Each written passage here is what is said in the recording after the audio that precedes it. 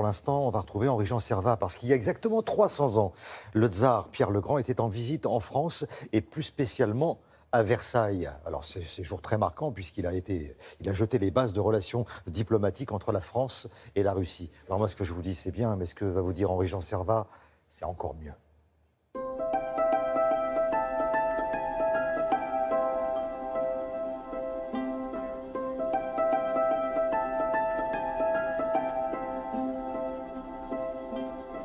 Avec la présidente du château de Versailles, Catherine Pégard, j'ai eu l'honneur d'accompagner le président russe et le président français qui ont inauguré l'exposition Pierre le Grand.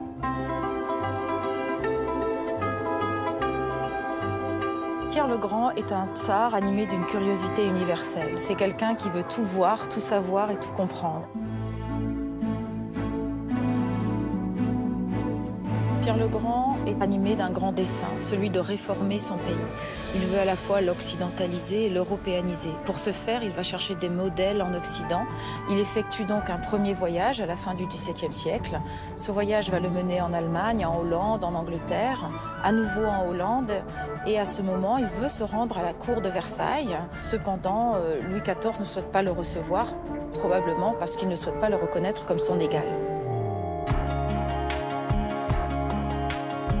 20 ans après, le 21 avril 1717, le tsar Pierre le Grand est reçu, enfin, à la cour de France.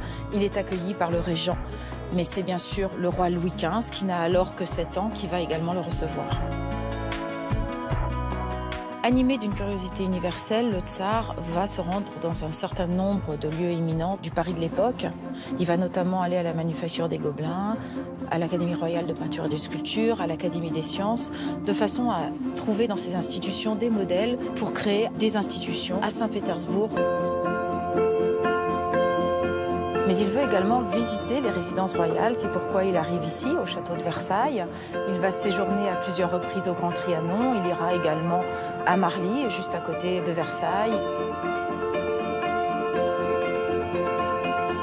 Le visiteur est accueilli par un portrait, d'après Gottfried Kneller, du souverain portant une armure d'apparat. C'est un portrait extrêmement important, car c'est la première effigie d'un souverain russe à l'européenne. Sa réforme commence justement par la tenue vestimentaire. Lui-même va vouloir se faire peindre et décliner son image autant qu'il le peut, tel un souverain européen.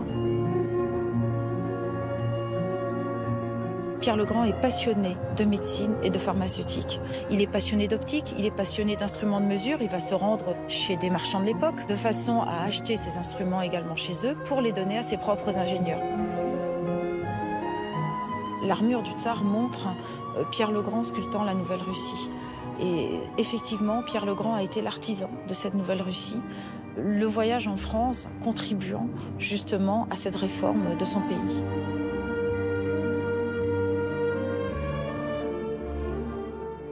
Magnifique exposition Pierre le Grand, un tsar en France 1717. C'est jusqu'au 24 septembre au Grand Trianon au château de Versailles.